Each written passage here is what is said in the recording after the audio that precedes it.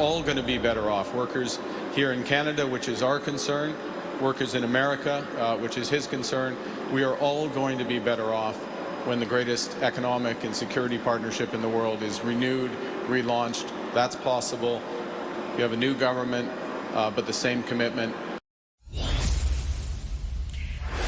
With U.S. steel and aluminum tariffs in effect as of midnight, Prime Minister-designate Mark Carney held a photo op at a Hamilton steel plant this morning after a breakfast meeting with Ontario Premier Doug Ford. Ford emerging later in the day with a positive outlook for the soon-to-be Prime Minister's potential relationship with Donald Trump. Well, I think so. It's going to be a better relationship than with Prime Minister Trudeau. No disrespect to Prime Minister Trudeau.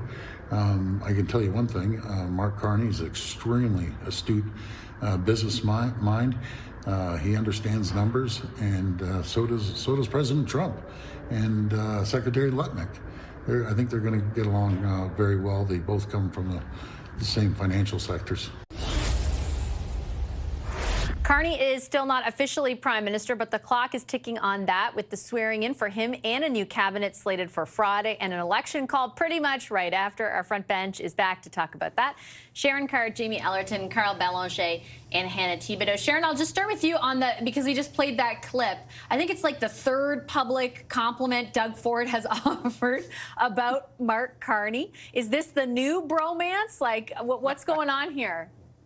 I love to see it. You know, we're going through like a 24-hour period of the weirdest endorsements. Donald Trump basically commenting on Doug Ford and basically endorsing Mark Carney. I love the bromance. I think it is much needed.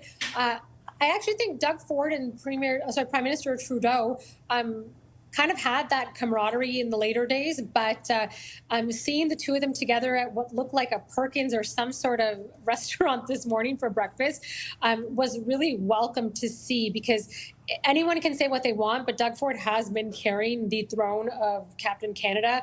And you know what? After yesterday, I've got to give him a lot of credit, because I was pretty terrified as to seeing what would happen with that. But seeing how the temperatures kind of came down yesterday coming out of President Trump and him complimenting Doug Ford, I think there's going to be a good relationship between Ontario and the feds. There tends to be this friction between, say, provincial conservatives and federal conservatives. So it's natural to see the federal Liberals and the provincial conservatives kind of getting along at this point in time. But someone like Doug Ford respects a business person, and someone like Prime Minister-designate Mark Carney has that credibility that will help him walk into the situation. And I also think he's probably welcoming somebody at the helm, because we've been lacking any leadership at the helm truly to deal with the issue down south. So I'm actually quite looking forward to seeing where this relationship goes. Nothing brings province and the Federation together like we're going to call it wartime. And it kind of feels like we're there. So I'm all here for the bromance, and I want to see more of it. I know there's a pragmatic side, Jamie, to what Sharon is just talking about. Obviously, an incoming prime minister is going to want to meet with the premier of the biggest, the most populous province. At the same time, like everything Mark Carney does right now is political, right? Because we are just days away from an election call. When you look ahead to the swearing in on Friday, which will involve the swearing in of cabinet as well, lots of speculation about it being smaller, about there being people that, are not keeping all the same people, trying to put a message of change around things at all. Like what political objective might Mark Carney have and the team around him with this swearing in Friday, if any, from where you sit? Yeah, like objectively, I think Mark Carney has to do two things with his first cabinet. He needs to actually signal enough real change that he can credibly brand himself as the change candidate, because if it's going to be all the same people like Stephen Guilbeault in cabinet and making decisions, then it's hard to say they're actually going to fix the housing crisis, actually get pipelines built and resources to market, and fix all the other issues that have been a result of failed government policy. So much so the Liberals have even started adopting conservative positions in recent weeks. So on the one hand, he needs to do enough change to signal change, but on the other hand, he's got to keep Liberals united. We already hear Liberals in Ottawa talking to Althea Raj and the Toronto Star, in addition to amongst themselves at places like Darcy McGee's and the Met, with dissatisfaction of what the direction's going to be, who the chief of staff is. And if Liberals really sense that this is a no-hope candidacy and he is indeed going to be the shortest prime minister in Canadians' history, they will turn on each other very fast, and that whole thing's going to come to shambles. And so he's got to, on the one hand, find a way to keep Liberals united, divided, while on the other hand, actually signaling that he can be changed. Otherwise, I think he's opening the door very widely for Pierre Poilievre to come through with a credible plan and team and win the next election. Do you think Carney will aim to do that on Friday? What are you going to be watching for, Hannah? I think he's going to keep a lot of the faces that we see now. Here's the reason why I think that, especially in the higher portfolios, because during an election campaign, those cabinet ministers go into caretaker mode. But we do need people who already know the system and how Donald Trump works and how his administration is working in order to keep some form of semblance. Because if this election happens as we think in the next couple of weeks, that means likely the election day could be April 28th. April 2nd is a big day when it comes to the U.S. administration and retaliatory tariffs. But also they're talking about, do we dig into CUSMA, USMCA right now? There are a lot of issues, and you can't make huge changes to that bench strength when you're going into an election campaign. If he's going to make big changes, I expect to see those if he wins the election campaign. But remember, they remain in caretaker mode for those 37, however many days that they are going to go into this election campaign, likely a shorter one than any longer one. So look at that, but also look who is standing behind him today at that steel with the steel workers. You saw people like Karina Gould, Anita Anand, Adam Van Koeverden. I'm not sure if he'll get a position in cabinet, but those are the types of people that will remain and be in cabinet throughout this time of an election. If he keeps the top people in the top jobs, Carl, and I understand the impetus for it as Hannah lays it out, and doesn't, does he have to change the size? Does he, I imagine the message of change, one that he tried to deliver consistently through the campaign, would be one that he wants to take every opportunity between now and a campaign to do so as well.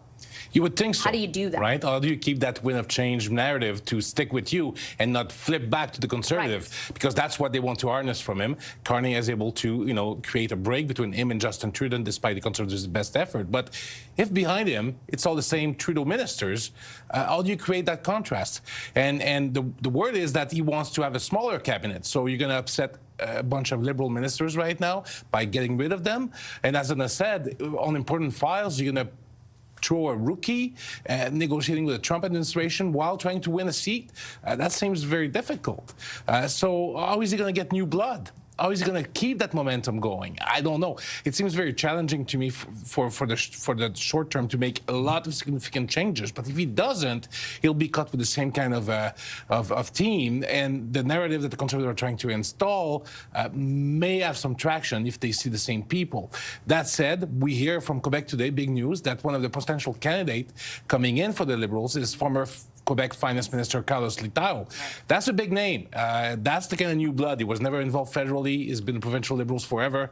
But him moving in, I don't think into cabinet right now, but as part of his team, he's going to need to do that. Showcase new blood, people that people don't really associate with Justin Trudeau. Is that perhaps the way that it materializes, Sharon, that there's a focus on keeping things as is around cabinet and then bringing in new quote-unquote star candidates that you can advance a message of change around or attempt to advance a message of change around? Absolutely. And so, listen, there's a lot of moving pieces that have been happening in the background. And listen, I am not deep in Ottawa anymore, but I have been hearing a lot of what's been happening. And part of this is that this is going to be a transition camp. This is going to be a transition team. It is not going to be a permanent the cabinet that's going to be there after the fact. So he is going to have to keep some of the same names and the same people around, but shifting it so it looks different. And I think what we're going to see is you see the names like Carlos Letao, you're hearing names like Christy Clark.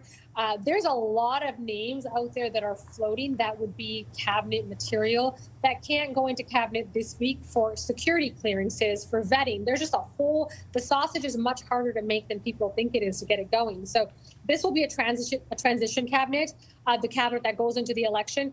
I think we will see the strongest people, the ministers at the top in the key roles, without ruffling too many feathers. And I do think we'll see a couple new MPs at top as well. Okay, I got 30 seconds left. Last word to you, Jamie. Yeah, I think if Mark Carney is going to demonstrate that change, perhaps the best thing he could do for himself this week is get rid of the highly visible, high-profile liberal failures during a kind of transition period, not transition period, but the caretaker period. Mark Carney is going to be his own fine minister, his own prime minister, his own foreign minister, and the machinations of Ottawa essentially will cease to matter. Okay, well, I'll leave it on that note. Thanks, everyone. Appreciate the discussion. Our front bench, Sharon Carr, Jamie Ellerton, Hannah Thibodeau, and Carl Belanger.